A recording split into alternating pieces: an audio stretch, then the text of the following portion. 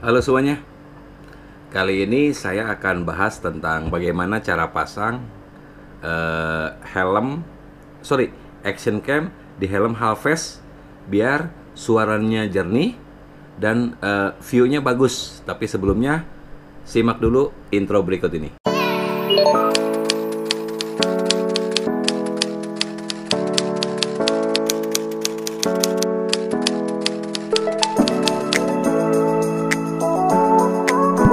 Oke, balik lagi.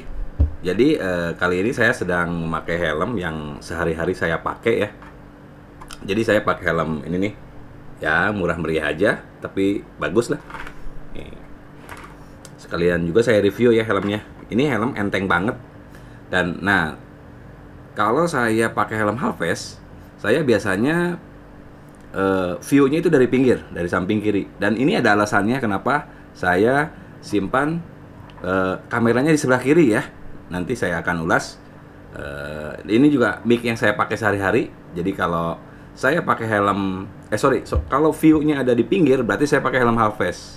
Tapi kalau di tengah, itu pakai full face ya. Kalau yang full face, saya pakai helm TDR yang tipe touring. Linknya nanti ada di bawah ya. Itu enak banget buat ngevlog karena nggak terlalu pengap, karena memang didesain untuk perjalanan jauh atau touring ya. Nah, untuk sehari-hari dalam kota, saya pakai helm Halves ini, RSV ya mereknya. Ya ini karbon look ya, bukan karbon asli. Nah kurang lebih penampakan jadinya seperti ini. Nah ini dia. Ini sebenarnya ini mau saya ganti karena kelihatan terlalu rame ya L-nya. Jadi pasangnya tuh pakai L yang tipe seperti ini. Nah ini dia. Apa ya ini namanya apa sih, saya nggak tahu. Pokoknya kalau kata saya ini pemanjang, bracket pemanjang aja. Ini yang pakai yang biasa, yang murah aja. Lalu ini, dan ini fleksibel, bisa untuk di motor juga dipasang di samping bisa ya. Jadi saya pasangnya seperti ini kurang lebih kalau dibuka ya. Kenapa saya nggak buka? Karena ini dibaut. Nah kenapa juga dibaut? Karena saya pakai Y-Lite. Dan di mode-nya di bawah di sini. Jadi kalau pakai colokan yang panjang, baut yang panjang, salah terus nih. Nah, ini seperti ini. Dia akan mentok ke sini. Tapi ini kamera terbaik dan akan rame di tahun 2020. Saya pikir yang tadinya Ycam kalau naik kelas pasti ke Y-Lite. Karena kalau ke GoPro itu ke Hero 6 atau Hero 7 ya. Adaptornya mahal, mendingan beli ini. Hasilnya bisa dilihat di vlog-vlog saya. Kameranya stabil, tapi pakai Xiaomi. Ya ini dia, Y-Lite. Tapi Y-Lite masih Xiaomi atau enggak ya? Saudaranya lah mungkin ya. Nah ini pakai double tip yang 3M, yang merah tebal. Ini kuat banget. Ini saya udah lama ya, mungkin udah lebih dari setahun ya pasang di sini. Nah rencananya ini mau saya ganti juga baut ini, saya pakai baut L ya. Jadi rapi gitu. Dan ini juga mau saya ganti pakai baut L juga. Nah, penampakan dari belakang seperti ini kira-kira. Ingat ya pakai 3M-nya yang tebal ya, yang warna merah kalau yang saya pakai. Saya beli sih kalau ini sih pakai yang bawaan bracket ya. Kalau saya biasanya pakai yang ini. Ada stok di rumah tuh yang, nah ini dia. Ini tuh 3M VHB TM. Ya, ini kurang lebih seperti ini. Ini untuk keperluan aja. Suka perlu soalnya kalau malam-malam tiba-tiba perlu, nggak ada stok. Dan beli segini tuh lebih irit gitu kan, daripada beli meteran. Biasanya dapetnya yang kecil-kecil. Ini di motor juga kuat. Saya udah buktikan di windshield. Nah, di windshield saya pakai ini nih. Jadi kalau mau pindah-pindah tempat bisa ada stok lah. Nah, alasannya kenapa di samping kiri? Oke.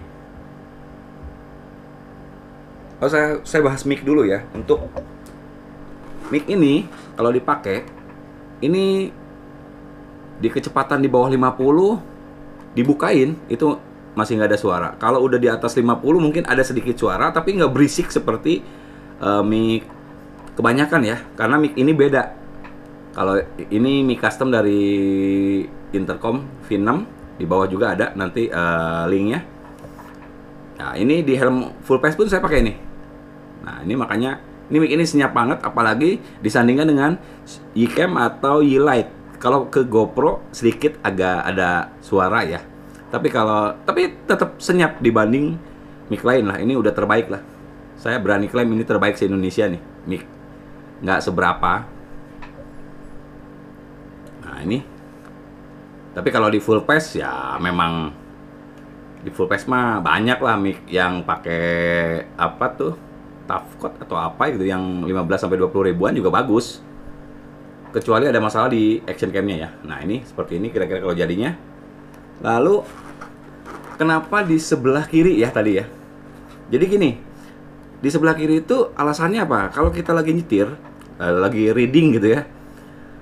Kalau di sebelah kanan, kalau masalah kena motor atau mobil lain sih nggak masalah, di kanan pun nggak akan kena sebenarnya, kan lebih panjang stang ya daripada apa action cam ya. Cuman kalau di kanan menurut saya lagi reading nggak bisa nyalain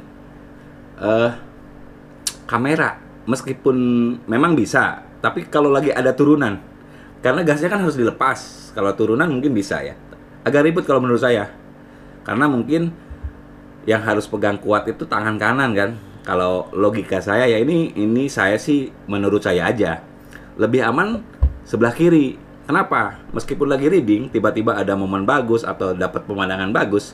Jadi lagi reading mungkin cukup dipelanin dikit, kita sambil raba di sini. Kalau udah biasa tahu lah di sebelah mana posisi tombol on off gitu kan. Dan untuk pastikan udah nyala atau belum, tinggal spionnya aja di setting gitu ke arah kamera. Ketika ada lampu ngedip di sini, nah tinggal diraba aja seperti ini. Nah, ini kan kalau Yeelight di sini ada ya. Jadi kurang lebih seperti ini. Kalau saya sih biasanya kenapa di kiri. Jadi nah lagi reading, ada momen bagus, langsung dinyalain. Lihat ke ke spion. Ini udah kelihatan merah atau biru gitu ya. Kalau udah dinyalain, biasanya ada kedip-kedip, berarti dia udah nyala gitu kan. Jadi nggak harus berhenti-berhenti gitu kan. Biasanya kalau action cam sendiri tahulah ya, mana tombol on off, mana tombol untuk matiin, untuk standby aja, tahulah gitu ya. Nah, kurang lebih penampakannya seperti ini. Dulu saya di depan di sini. Bisa sih sebenarnya di depan, lebih bisa ke kontrol untuk monitornya ya. Tapi kalau di depan, begitu ada lagi ngevlog, ada yang kenal gitu, ngobrol dulu, berhenti dulu, mau diambil momennya. Ini kan jadi ke atas. Dulu pernah saya, kayak kalau masuk ke toko atau kemana gitu, tiba-tiba harus dibuka, ya berarti kan view-nya ke atas. Makanya saya ambil di sisi kiri ya. Ini untuk helm santai aja, untuk dalam kota. Lalu juga di atas ini, nah ini saya pasang lagi dudukan action cam ya. Kenapa dipasang di sini? Ini untuk kamera 360, karena saya pakai kamera 360 juga. Atau kadang-kadang juga saya pakai juga ini karena ada dua kamera ya, saya kan. Sebentar saya ambil dulu. Nah, kebetulan saya lagi di rumah pakai celana pendek kolor. Jadi kalau lagi pakai dua kamera ya, kalau mau ambil view di atas juga kan nggak usah mindahin ini, tinggal pasang aja seperti ini. Nah, takutnya lagi touring ya, lagi touring kan kadang-kadang kita view-nya pengen nyampe depan banget gitu kan. Lalu juga kalau lagi konvoy, nah kadang-kadang kan teman-teman pengen di-shoot ya. Jadi ini bisa dibalikin ke belakang. Nah, seperti ini. Jadi kayak gini tuh perlu. Jangan satu aja, karena nanti view-nya biar meskipun punya kamera satu ya, nggak apa-apa. Jadi seolah-olah nanti view-nya banyak. Kan orang nggak tahu ya kita punya kamera satu atau dua gitu kan. Jadi bisa nanti sedikit view dari jangan ngebosonin gitu ke depan aja. ke belakang. Bahkan saya rencananya mau pasang di beberapa tempat lagi gitu, cuman lagi mikir sebelah mana nih. Atau satu lagi saya pasang kamera 360. Nah, seperti ini.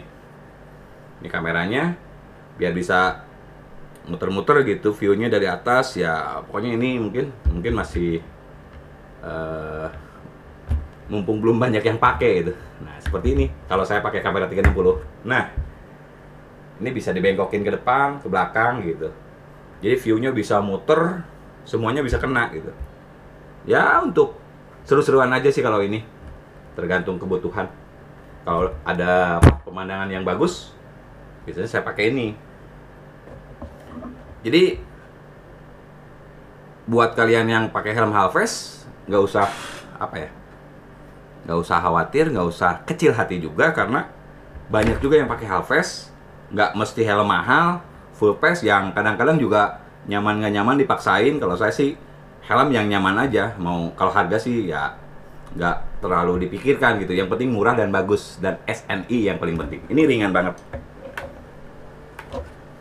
Oke, mungkin vlog kali ini segitu dulu. Untuk yang pengen tahu kamera E-Lite, linknya juga ada di bawah. Untuk kali ini vlognya sampai situ dulu.